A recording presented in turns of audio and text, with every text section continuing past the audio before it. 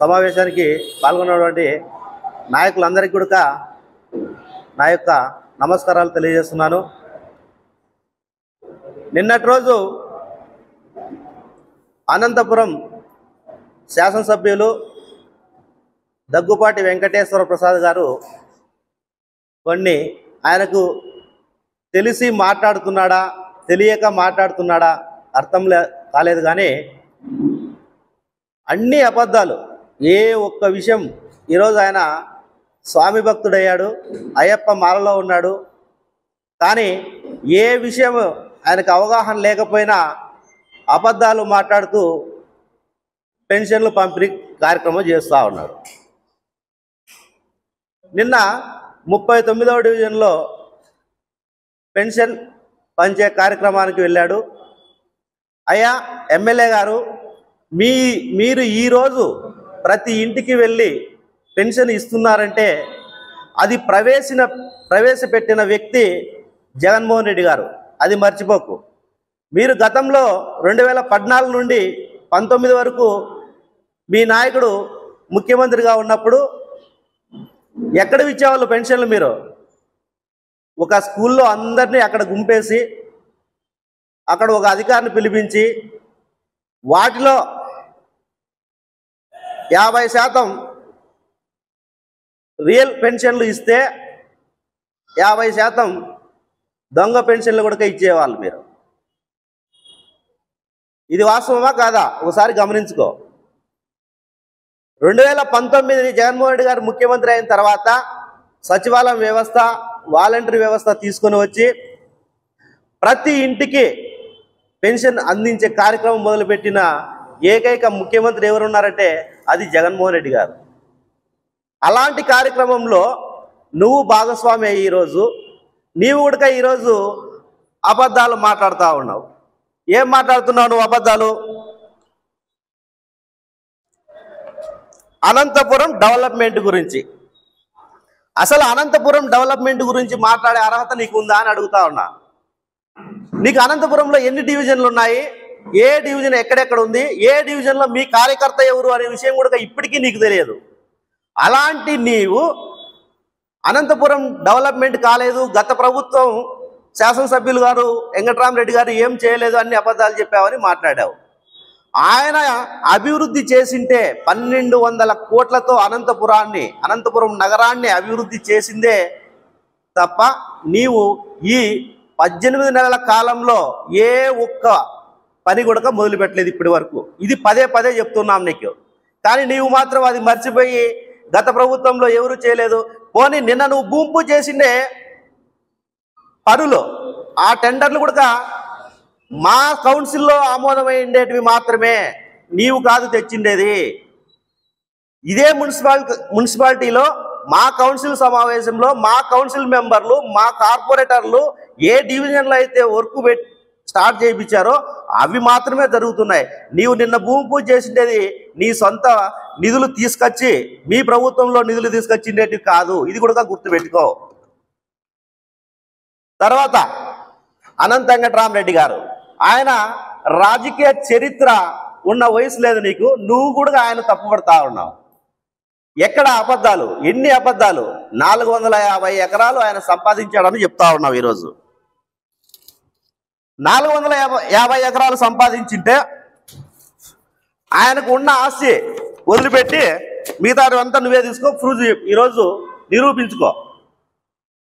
ఏమి వాళ్ళ నాయన సమితి మెంబరు అనంత వెంకటరెడ్డి గారు, దాని తర్వాత ఎంపీ గారు, ఈయన 4 సార్లు ఎంపీ, ఒకసారి ఎమ్మెల్యే. ఎక్కడ సంపాదించారు? ఇది వరకు మచ్చలేని నాయకుడు, ఉమ్మడి అనంతపురం జిల్లాలో మచ్చలేని నాయకుడు ఎవరని ఉంటే అనంత వెంకటరామరెడ్డి గారు. ఆయన పైన నీ నోటికి వచ్చింది అబద్ధం మాట్లాడి నువ్వు చెప్పే సర్వే నెంబర్లు ఏమైనా ఉన్నాయా అనంతపురంలో? 20 సర్వే నెంబర్ అంటావు, 55/2 అంటావు, 45/2 అంటావు. ఈ సర్వే నెంబర్లు ఎక్కడైనా ఉన్నాయా? ఏదో లాటరీ నెంబర్లు కదా చెప్పుకుంటూ పోతే అవి ప్రజల్లో ఏదో అక్కడ ఇసురేస్తే కన్నా ఏదో ఒకటి మాట్లాడుకుంటారు కదా. కేవలం ఇలాంటి అబద్ధాలు మాట్లాడద్దు, నిరూపించు. సర్వే నెంబర్ అన్నాక ఒక ల్యాండ్ విషయానికి వస్తే నీవు ఒక సర్వే నెంబర్ చెప్పావంటే అది ఏ గ్రామ పొలము, ఏ మండలంలో ఉంది, ఎన్ని ఎకరాలు ఉంది, క్లారిటీ చెప్పు. అది ఏదో లేకోకుండా ఊరికి అబద్ధాలు మచ్చలేని నాయకుడి మీద అబద్ధాలు అభాండాలు వేసి ఏదో నీ నోటికి వచ్చిన 20 నెంబరు 50 నెంబరు 45 నెంబరు ఏమి నెంబర్లు అవి మీరు మాట్లాడుతుండేది? మీరు ఒక శాసనసభ్యులు, దాన్ని దృష్టిలో పెట్టుకొని మాట్లాడండి. ఎక్కడ ఇన్నిసార్లు ఆయన ఇంకో మాట అన్నావు, ఏమన్నారు ఆయన? కేవలం వ్యాపారాలు ఉన్నాయా? ఎస్, ఆయన వ్యాపారాలు లేవు, వ్యాపారాలు చేయడు. కేవలం ప్రజల కోసమే, ప్రజల సేవ కోసమే ప్రజల అందుబాటులో ఉంటాడు. నీలాగా ఎక్కడెక్కడో వ్యాపారాలు ఉన్నాయంటున్నావు. నీకు ఆ వ్యాపారాలు ఉంటే అనంతపురంలో ఈ 16 నెలల కాలంలో, ఈ 18 నెలల కాలంలో మరి ఎందుకు ఇన్ని అరాచకాలు చేస్తున్నావు? నీకు వ్యాపారాలు ఉన్నాయి కదా, నీకు డబ్బు అవసరం లేదు కదా. నీలాగా ఎక్కడో వ్యాపారం చేసి ఈరోజు పార్టీకి ఫండ్ 50 కోట్లు ఇచ్చి అది ఎలా ప్రజలతో రాబట్టుకోవాలో, ఎట్లా వసూలు చేయాలనేది ఆయనకు చేత కాదు. ఆయన నీతి నిజాయితీగానే రాజకీయాలు చేస్తాడు, నీతి నిజాయితీగానే సంపాదిస్తాడు. ఎక్కడ నీకు సర్వే నెంబర్లే తెలియవు. అనంతపురంలో ఏముండేది? 50 డివిజన్లో ఉండే ప్రజలు తెలియదు నీకు. నీ ఊడికి ఆయన మీద అబండాలు వేసి సర్వే నెంబర్లు నీ ఇష్టం వచ్చినట్లు ఇంత భూమి ఉంది, 450 ఎకరాలు ఉంది, ఇది ఉంది అని మాట్లాడడం కరెక్ట్ కాదు కదా. ఎమ్మెల్యే గారు, నీవు క్లారిటీగా తెలుసుకొని మాట్లాడండి, ఊరికి అనవసరంగా మాట్లాడద్దండి ఏదైనా కానీ. తర్వాత హంద్రీనివ కాలువ, ఈరోజు హంద్రీనివ కాలువ ఆ రోజు ఎంపీగా ఉన్నప్పుడు ఆయన చేసింటేనే ఈరోజు అనంతపురం నగరానికి ఏ ఒక్కరోజు కూడా నీటి కొరత లేకోకుండా ప్రజలు నీళ్లు తాగుతా ఉన్నారు ఈరోజు. అది తెలుసుకో. నీవేమన్నావు? హంద్రీనివ కాలువ ఎంబడి ఒక్కరోజన్నా పోయావా అని అన్నావు కదా నువ్వే.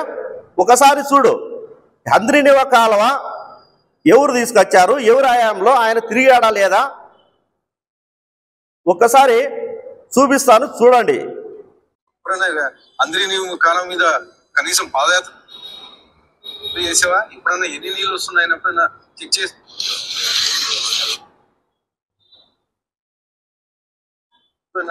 చేసావా? ఇంట్లో కూర్చొని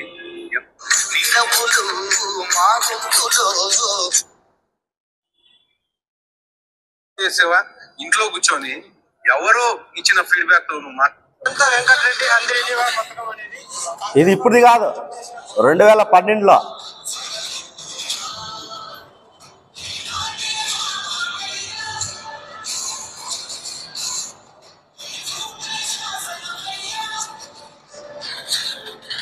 అది 2012లో రఘువీరారెడ్డి గారు, వెంకటరామరెడ్డి గారు కలిసి హంద్రీనివ కాలువ తిరిగి అనంతపురం తీసుకొచ్చింది, చూడండి.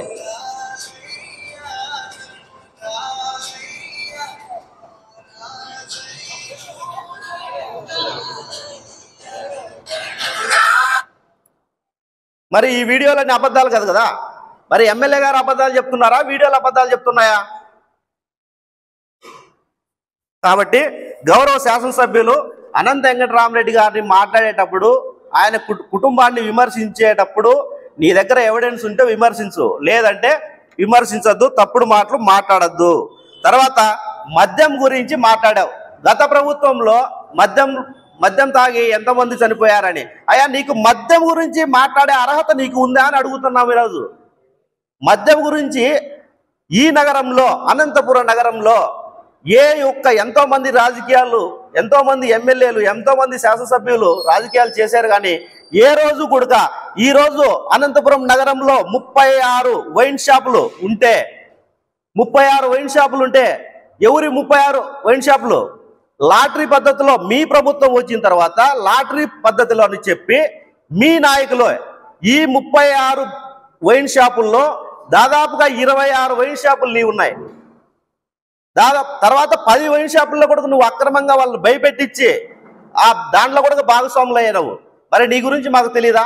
అనంత ప్రజలకు తెలియదా? ఎక్కడ చూసినా ఈరోజు బెల్ట్ షాపులు నడుపుతున్నావు, పర్మిట్ రూములు పెట్టుకున్నావు. మరి మద్యం గురించి నువ్వేది మాట్లాడేది? గత ప్రభుత్వంలో టైం టు టైం ప్రభుత్వమే నడిపింది. ఏ సమయానికి షాప్ తీయాలా, ఏ సమయానికి క్లోజ్ చేయాలనే విషయాలు కూడా తెలుసు. బయట మందు తాగేవాళ్ళు లేరు. ఈరోజు విచ్చలవిడిగా ఏ రోడ్లో ప్రధాన కూడల్లో కూడా మందు తాగి జనాలను ఇబ్బంది పెట్టేవాళ్ళు చాలామంది ఉన్నారు. మరి నీ షాప్లా ఇవి ఎవరివి? మరి నువ్వు కూడా మద్యం గురించి మాట్లాడతావా? తర్వాత మెడికల్ కాలేజీలు అంటున్నావు. మెడికల్ కాలేజీలు ఏం తెలుసాయా నీకు? మెడికల్ కాలేజీ గురించి చెప్పు. మెడికల్ కాలేజీలు వైఎస్ జగన్మోహన్ రెడ్డి గారు ప్రభుత్వం ఏర్పాటైతానట్లే 17 మెడికల్ కాలేజీలు మంజూరు చేసుకొచ్చాడు. 17 మెడికల్ కాలేజీలు. ఈ 17 మెడికల్ కాలేజీల్లో కరోనా టైం 2 సంవత్సరాలు పోతే జరిగిన 3 సంవత్సరాల్లో కేవలం 2 సంవత్సరాల్లోనే 6 కాలేజీలు పూర్తి చేసి 6 కాలేజీలు ఏమన్నా ఒక్క మెడికల్ కాలేజీ కట్టలేదన్నావు కదా. ఇది చూడు, ఇది పాడేరు మెడికల్ కాలేజీ. ఇది పాడేరు మెడికల్ కాలేజీ. తర్వాత ఒక్క మెడికల్ కాలేజీ కట్టలేదన్నావు కదా, చూసుకో.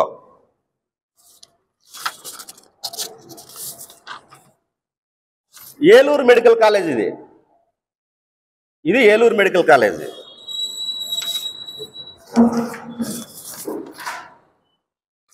Rajamahendravaram medical college. ఇది రాజమహేంద్రవరం.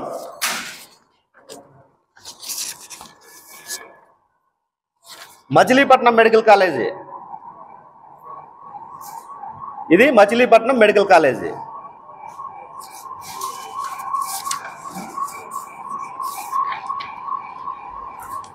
Vizianagaram medical college.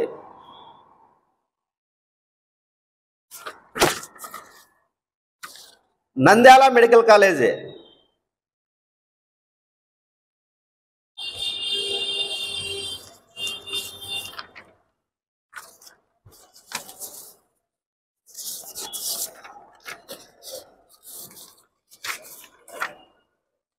ఇది పులివెందుల మెడికల్ కాలేజీ. 6 మెడికల్ కాలేజీలు 2022-23కే పూర్తి అయ్యి విద్యా సంవత్సరం కూడా స్టార్ట్ చేసి ఒక్కొక్క కాలేజీకి 150 సీట్లు ఎన్ఎంసి నుంచి పర్మిషన్ తీసుకొచ్చి 2022-23 విద్యా సంవత్సరానికే ఇవి క్లాసులు ప్రారంభమైనాయి. మిగతా 6 మెడికల్ కాలేజీ. ఈ పులివెందుల మెడికల్ కాలేజీ కూడా 100% పూర్తి అయ్యి ఈ కాలేజీకి ఎన్ఎంసి 50 సీట్లు పర్మిషన్ ఇస్తే మీ చంద్రబాబు నాయుడు ఏం చేశాడు? మాకు మెడికల్ కాలేజే వద్దని చెప్పి దీన్ని రిటర్న్ రాసిచ్చాడు. మరి ఇవన్నీ మెడికల్ కాలేజీలు అయినాయా? అసలు వీటిపైన నీకు కొద్దిగా అవగాహన ఉంది మాట్లాడడానికి? ఈ 17 మెడికల్ కాలేజీల్లో 7 మెడికల్ కాలేజీలు పూర్తి అయిపోయి 10 మెడికల్ కాలేజీలు దాదాపు అంటే 80-85% పూర్తి అయినాయి. అవి తొందరగా కట్టేసి పిల్లలకు విద్యను అందించండి, ప్రజలకు వైద్యాన్ని అందించండి అని చెప్తే మీరు పీపీపీ పద్ధతి ద్వారా అది ప్రజలను మభ్యపెట్టడానికి మీ బినామీలకు మీ పార్టీలో ఉన్న బడా నాయకులకి అప్పచెప్పాలనే ఉద్దేశంతో మీరు ఈ 10 మెడికల్ కాలేజీ ఇవ్వకుండా పీపీపీ విధానం అని ఏదో ప్రజలు మభ్య పెడుతున్నారు. మరి ఈ సబ్జెక్టే నీకు తెలియదు, మెడికల్ కాలేజీ గురించే తెలియదు, దాని గురించి నువ్వు మాట్లాడతావు. తర్వాత వ్యవసాయం. అనంత వెంకటరామరెడ్డి గారికి మీరు ఒక మాట అన్నారు. ఏమన్నారు? నీకు వ్యవసాయం గురించి తెలుసా, ఎన్ని చెరువులకు నీళ్ళు ఇచ్చారో తెలుసా అని. అయ్యా దగ్గుపాటి వెంకటేశ్వర ప్రసాద్ గారు ఆయన 4 సార్లు ఎంపీగా చేసిండేది ఉమ్మడి అనంతపురం జిల్లాలో ఎక్కడ ఏ చెరువులు ఉన్నాయి, ఎక్కడ ఏ నీళ్లు ఉన్నాయి, ఎలా ఉన్నాయి, ఎంత ఏ నీళ్ళు వస్తే ఎంత సాగు భూమి అవుతుంది, ఇవన్నీ కూడా పూర్తిగా అవగాహన ఉన్న నాయకుడు అనంత వెంకటరామరెడ్డి గారు. ఎందుకు స్వామి నువ్వు స్వామి మాలేసావు? ప్రతి ఒక్కటి అబద్ధాలు చెప్పుకుంటా. మీ చంద్రబాబు నాయుడు సీఎం కావడానికి దాదాపు 1000 అబద్ధాలు 10,000 అబద్ధాలు చెప్తాడు. నీవు ఎమ్మెల్యే అయ్యడానికి కొన్ని అబద్ధాలు చెప్పావు. ఇప్పుడు వచ్చిపోతా ప్రతిరోజు అబద్ధాలు మాట్లాడుకుంటా ఉంటావు. తర్వాత ఇండస్ట్రీ గురించి ఏమి ఇండస్ట్రీ తీసుకొచ్చాడు మీ ముఖ్యమంత్రి గారు? ఇండస్ట్రీ ఏం తీసుకొచ్చాడు? ఈరోజు నిన్నటి రోజు లండన్ పోయాడు. లండన్ ఎందుకు పోయాడు? మా ముఖ్యమంత్రి గారు ఈరోజు లండన్ వెళ్తున్నాడు. పారిశ్రామికవేత్తలను ఎంబడే పిలుచుకొని వస్తాడంట ఫ్లైట్లో. ఈయన చెప్పేదే పారిశ్రామికవేత్తలను ఎంబడే. ఈయన పోయిండే ఏ ఉద్దేశము మెయిన్ అది తెలుసుకో. దగ్గుపాటి వెంకటేశ్వర ఎమ్మెల్యే గారు పూర్తిగా తెలుసుకో. మీ ముఖ్యమంత్రి గారు నిన్న సాయంత్రము లండన్ పోయిండేది ఎందుకు? మీ హెరిటేజ్ కంపెనీకి ఒక అవార్డు ఇస్తా ఉన్నారు. దానికోసము భువనేశ్వరమ్మ గారిని రమ్మని పిలుపు వచ్చింది. ఆమె వెంబడే ఈయన వెళ్తున్నాడు. కేవలం హెరిటేజ్ గురించే వీళ్ళు వెళ్ళిండేది లండన్కి. ఆ విషయం తెలుసుకోకుండా మా ముఖ్యమంత్రి గారు ఇప్పుడు లండన్ పోయాడు, రేపు పిలుచుకొని వస్తాడు, పారిశ్రామికవేత్తలను అందరినీ ఆంధ్రప్రదేశ్ అంతా డెవలప్ చేసేస్తాడు, ఇండస్ట్రీ వచ్చేస్తాయని తప్పుడు మాటలు మాట్లాడుతూ ఉన్నావు. ఇలాంటి మాటలు మాట్లాడద్దు. తర్వాత జగన్ అప్పు 13 లక్షల కోట్ల ఏదో అన్నావు. 13 లక్షల కోట్లు. మీ పత్రికలే, మీ పచ్చ మీడియానే మొన్నటి రోజు ఏం చెప్పారు? 3,50,000 కోట్లు అప్పు చేసినాడు అని చెప్పారు. నెల కిందటే ఆయన ఎన్నో పథకాలు ఇచ్చాడు. ఆ పథకాలన్నిటికీ కేవలం 5 సంవత్సరాలు అప్పు చేసినది 3,50,000 కోట్లే, 3,50,000 కోట్లే. కానీ మీరు ఈ 18 నెలల కాలంలో ఎంత అప్పు చేశారు? 2 లక్షల కోట్లు అప్పు చేశారు. మరి ఎవరు అప్పు చేసినారు? ఎవరికేం అభివృద్ధి చేశావు? ఏం సంక్షేమ పథకాలు ఇచ్చావు? మరి 2 లక్షల కోట్లు అప్పు చేశారు. ఎక్కడ పోయింది డబ్బులు? నువ్వు నీతి నిజాయితీ గురించి మాట్లాడుతున్నావు. తర్వాత ఎంఎస్ఎంఈలో